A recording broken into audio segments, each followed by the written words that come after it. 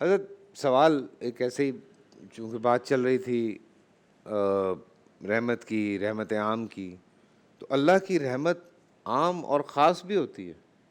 بسم اللہ الرحمن الرحیم۔ جی، اللہ رب العزت کی رحمت جو ہے عام اور خاص ہے۔ جیسے بسم اللہ ہی کے اندر ہم جو پڑھتے ہیں بسم اللہ الرحمن الرحیم، تو اس میں اللہ رب العزت کی دو رحمتوں کا تذکرہ ہے۔ ایک رحمت عام ہے جو اس دنیا کے اندر تمام لوگوں کے لیے، چاہے جو اس کی اطاعت کریں یا نہ کریں، سب کے اوپر اس کی رحمت عام ہے۔ اور ایک رحمت کل قیامت کے دن اللہ رب العزت کی جانب سے صرف ان کے اوپر ہوگی کہ جو اس کی اطاعت کرنے والے ہیں۔ تو اللہ رب العزت نے رسول اکرم صلی اللہ علیہ وآلہ وسلم کو بھی رحمت قرار دیا، وما ارسلناک الا رحمۃ للعالمین، کہ اے حبیب ہم نے آپ کو صرف رحمت بنا کر عالمین کے لیے بھیجا ہے۔ سبحان اللہ۔ رسول اکرم صلی اللہ علیہ وآلہ وسلم کی رحمت، جیسے کہ ڈاکٹر صاحب بھی فرما رہے تھے، صرف مسلمانوں کے ساتھ خاص نہیں تھی بلکہ کفار کے ساتھ بھی تھی۔ آپ دیکھتے ہیں نا کہ پیغمبر اکرم صلی اللہ علیہ وسلم نے جب اسلام کی تبلیغ فرمائی تو آپ کو بڑی سرعت کے ساتھ کامیابی ملی، چونکہ 23 سال کا عرصہ کوئی بہت بڑا عرصہ نہیں ہوتا۔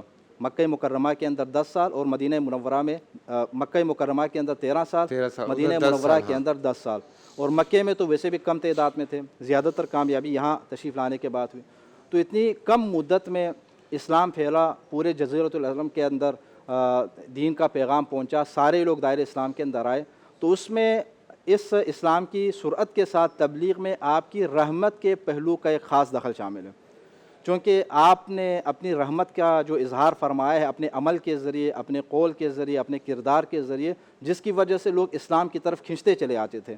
میں چند مثالیں آپ کے سامنے قرآن کریم کے آیات اور چند روایت آپ کے سامنے پیش کر لوں۔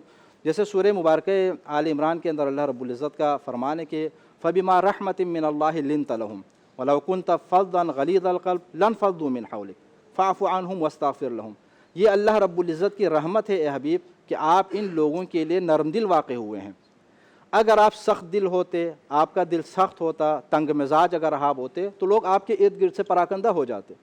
تو لوگ اگر آپ کے آس پاس اگر آ رہے ہیں، یہ تو آپ کی رحمت تھی، یہ آپ کا نرم مزاج تھا، آپ کی شفقت تھی کہ جس کی وجہ سے لوگ پسند کرتے تھے آپ کی محفل میں بیٹھنے کے۔ اور جب لوگ آپ کی محفل میں بیٹھتے تھے تو آپ کے اخلاق کریمہ سے اور آپ کی تعلیمات سے متاثر ہوئے بغیر نہیں رہ سکتے تھے، دائرہ اسلام میں آ جاتے تھے۔ یہ اسی طرح حضور اکرم صلی اللہ علیہ وآلہ وسلم کفار کے لیے جو غیر مسلم ہیں ان کے حوالے سے بھی خاص طور پر ایک رحمت تھے۔ اس کا اظہار بھی قرآن کریم کے اندر اللہ رب العزت نے فرمایا کہ لعلک باخع نفسک الا یکونوا مؤمنین۔ فرماتے ہیں اے حبیب کہیں اس رنج میں کہ لوگ ایمان نہیں لا رہے آپ اپنی جان نہ کھو دیں، یعنی رسول اکرم صلی اللہ علیہ وسلم کو لوگوں کے ایمان نہ لانے کا اتنا دکھ پہنچتا تھا کہ آپ کافی زیادہ پریشان ہو جاتے، اور پریشانی اس حد تک بڑھ جاتی کہ آپ کی جان کا خطرہ تھا۔ اللہ رب العزت نے یہاں پر فرمایا کہ اتنا آپ رنج نہ کریں۔ دوسری جگہ بھی اللہ رب العزت نے فرمایا فَلَعَلَّكَ بَاخِعٌ نَفْسَكَ عَلَىٰ آثَارِهِمْ إِن لَّمْ يُؤْمِنُوا بِهَٰذَا الْحَدِيثِ أَسَفًا، کہ کہیں اس وجہ سے کہ لوگ قرآن کریم کے اوپر ایمان نہیں لا رہے، اللہ رب العزت کے اوپر ایمان نہیں لا رہے، تو اس رنج اور غم کی وجہ سے آپ اپنی جان نہ کھو دیں کہ یہ لوگ ایمان کیوں نہیں لا رہے۔ یعنی آپ کی شدید حسرت ہوتی تھی کہ کاش یہ لوگ ایمان لے آتے۔ اب ظاہر ہے وہ لوگ کفر کے اوپر جو ڈٹے ہوئے ہیں، کفر کے اوپر ڈٹنے کی وجہ سے آپ ایسا نہیں کرتے تھے کہ ان کے حق میں فوراً بد دعا کر دیں اور ان کو اپنی محفل سے جو ہمیشہ کے لیے دھتکار دیں۔ رسول اکرم صلی اللہ علیہ وسلم کی جب جنگ احد کے اندر آپ کے دندان مبارک شہید ہوئے اور کافی زیادہ زخم آپ کے اوپر پہنچے، تو بعض لوگوں نے آپ سے عرض کیا کہ یا رسول اللہ آپ ان کے حق میں بد دعا فرمائیں، آپ اللہ رب العزت کے رسول ہیں، آپ بد دعا فرمائیں اللہ تعالیٰ اس پوری قوم کو جو ہے ہلاک کر دیں۔ تو اس موقع پر آپ نے ارشاد فرمایا اللہ تعالیٰ نے مجھے لعنت کرنے والا، بد دعا دینے والا خلق نہیں فرمایا، اللہ تعالیٰ نے مجھے رحمت کی خاطر خلق فرمایا۔